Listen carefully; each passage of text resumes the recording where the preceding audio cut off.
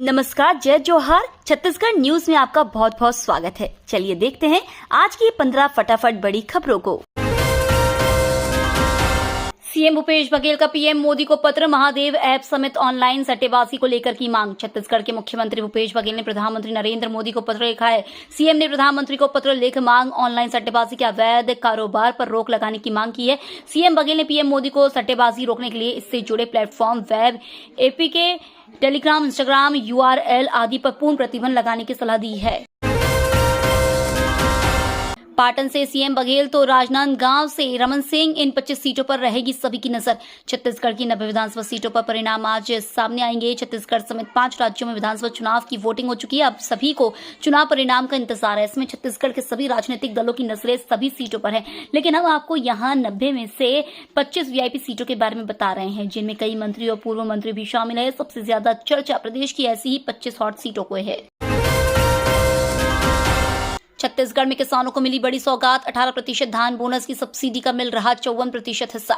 छत्तीसगढ़ में जिस धान और किसान को लेकर कांग्रेस और भाजपा की राजनीति का पारा चढ़ा रहता है, उसमें चौंकाने वाले तथ्य यह है कि प्रदेश के 5 से 25 एकड़ तक जमीन वाले 18% किसानों के खातों में धान खरीदी सब्सिडी या बोनस की 54% राशि पहुंच रही है। इन्हीं में 25 एकड़ से अधिक रकबा वाले 1% किसान ऐसे हैं जो विभिन्न योजनाओं का 7% का लाभ उठा रहे हैं। छत्तीसगढ़ में कांग्रेस का फरमान, जीतते ही पीसीसी पहुंचे प्रत्याशी। छत्तीसगढ़ में काउंटिंग से पहले सियासी पारा हाई हो गया है। यहां कांग्रेस प्रत्याशियों की घेराबंदी की तैयारी शुरू कर दी गई है।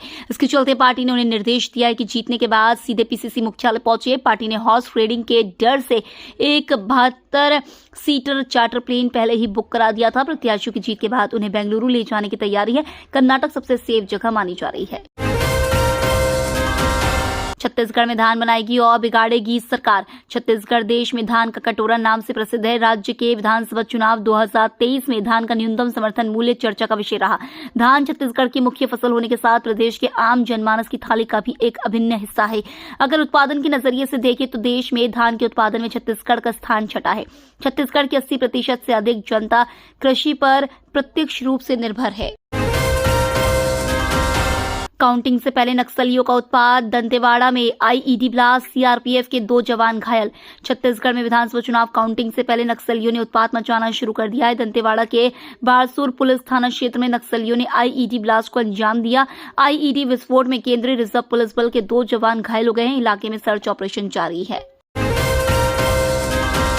छत्तीसगढ़ में दिखेगा चक्रवात का असर, इन इलाकों में बारिश के आसार। पश्चिमी विक्षोभ और चक्रवात के प्रभाव से छत्तीसगढ़ में मौसम का मिजाज बदलने वाला है। मौसम विभाग का कहना है कि अधिकतम व न्यूनतम तापमान में विशेष बदलाव नहीं होगा, लेकिन आज प्रदेश में बारिश शुरू होने की संभावना है। विशेषकर बस्तर क्षेत्र में 4 व 5 दिसंबर को बारिश की संभावना है और मध्य छत्तीसगढ़ में 4, 5 और 6 दिसंबर को बारिश के आसार है। छत्तीसगढ़ के 35 लाख से अधिक परिवारों के पास पहुंचे पूजित अक्षत। वीएचपी देगी राम मंदिर की प्राण प्रतिष्ठा का निमंत्रण। अयोध्या के साथ छत्तीसगढ़ में भी राम मंदिर की 22 जनवरी को होने वाली प्राण प्रतिष्ठा की तैयारी तेज हो गई है। छत्तीसगढ़ के 19,700 से अधिक गांव में संपर्क कार्यक्रम रखा गया है। 1 से 15 जनवरी तक घर घर संपर्क अभियान चलाया जाएगा। इसके माध्यम से 35 लाख परिवार तक संपर्क किया जाएगा। इस मौके पर सभी को पूजित अक्षत दिया जाएगा और राम मंदिर के प्राण प्रतिष्ठा का निमंत्रण व राम मंदिर अयोध्या का लेमिनेटेड चित्र दिया जाएगा। छत्तीसगढ़ से गुजरने वाली 53 ट्रेनें कैंसिल। भारतीय रेलवे ने छत्तीसगढ़ से गुजरने वाली 53 ट्रेनों को निरस्त कर दिया है। बता दें, पश्चिम मध्य रेलवे भोपाल मंडल के भोपाल इटारसी रेलखंड पर बुधनी बरखेड़ा के मध्य तीसरी लाइन चालू करने के संबंध में बुधनी, मिटघाट, चौका एवं बरखेड़ा स्टेशनों पर प्री नॉन इंटरलॉकिंग का कार्य किया जाना है। मनेन्द्रगढ़ में काउंटिंग को लेकर डाइवर्ट रहेगा ट्रैफिक। मनेन्द्रगढ़, चिरमिरी, भरतपुर जिले में आज को विधानसभा चुनाव की काउंटिंग होने के कारण ट्रैफिक डाइवर्ट रहेगा। सुबह 7 बजे से शाम 5 बजे तक कोरिया जिले के बेकुंठपुर की ओर से आने वाले भारी वाहनों को कठोतिया के पास रोका जाएगा। मोक्षित कॉर्पोरेशन को मिला डिजिटल हीमोग्लोबिन मीटर के लिए पेटेंट। छत्तीसगढ़ की पहली मेडिकल उपकरण निर्माता कंपनी मोक्षित कॉर्पोरेशन को मोक्षित डिजिटल हीमोग्लोबिन मीटर के लिए पेटेंट हासिल हो गया है। यह मशीन प्रधानमंत्री नरेंद्र मोदी के एनीमिया मुक्त भारत अभियान में काफी सहयोगी होगी। मोक्षित भारत की पहला रिजेंट की फ्री माइक्रोक्यूवेट टेक्नोलॉजी आधारित हीमोग्लोबिन मीटर बनाने वाली कंपनी है। 25 नए कॉलेजों में 4 वर्षीय स्नातक पाठ्यक्रम अगले सत्र में शुरू करने की तैयारी। प्रदेश के 8 ऑटोनोमस कॉलेजों में पायलट प्रोजेक्ट के तौर पर पिछले वर्ष 4 वर्षीय स्नातक कोर्स शुरू किया गया था। कोर्स शुरू होने के बाद पहले सेमेस्टर की परीक्षा के परिणाम आने के बाद विवादों से घिर गया। कोर्ट का पक्ष में फैसला आने के बाद अब प्रदेश में 25 नए कॉलेजों में इसी पैटर्न में स्नातक की पढ़ाई की तैयारी है। कॉलेजों को चिन्हांकित करने का काम शुरू हो गया है। अगले सत्र से इन कॉलेजों में 4 वर्षीय स्नातक पाठ्यक्रम शुरू होने की संभावना है। 14 दिसंबर तक मुफ्त में अपडेट करा सकते हैं आधार। UIDAI ने मानक शुल्क हटा दिया है। 14 दिसंबर तक आधार अपडेट कराना चाहते हैं तो आपको 50 रुपए शुल्क नहीं देना होगा। इस अवधि के दौरान नागरिकों को बिना किसी अतिरिक्त शुल्क के अपनी जनसांख्यिकी जानकारी, पता, जन्मतिथि, लिंग, मोबाइल नंबर और ईमेल को सही करने का मौका मिलेगा। इसी माह से बंद हो जाएंगे ये UPI ID।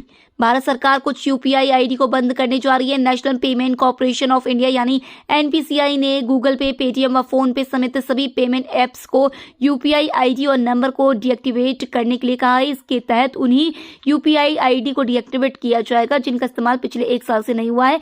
NPCI ने थर्ड पार्टी ऐप प्रोवाइडर और पेमेंट सर्विस प्रोवाइडर को 31 दिसंबर तक ऐसा करने के लिए कहा है। भारत बनाम ऑस्ट्रेलिया का आखिरी T20 मैच आज। भारत ऑस्ट्रेलिया के बीच 5 मैचों की T20 सीरीज का आखिरी मुकाबला बेंगलुरु के M चिन्नास्वामी स्टेडियम में आज खेला जाएगा। शाम को 7 बजे भारतीय टीम ने यहां 6 T20 खेले हैं। इनमें उसे महज 2 मुकाबलों में जीत मिली है। इसके उलट ऑस्ट्रेलिया ने इस मैदान पर खेले दोनों मुकाबले जीते हैं। भारतीय टीम 5 मैचों की इस T20 सीरीज में 3-1 की अजय बढ़त लिए हुए है, यानी सीरीज पहले से ही टीम इंडिया के नाम हो चुकी है। ये तो थी आज की बड़ी खबरें। डेली खबरों से अपडेट रहने के लिए चैनल सब्सक्राइब करना बिल्कुल ना भूलें। धन्यवाद।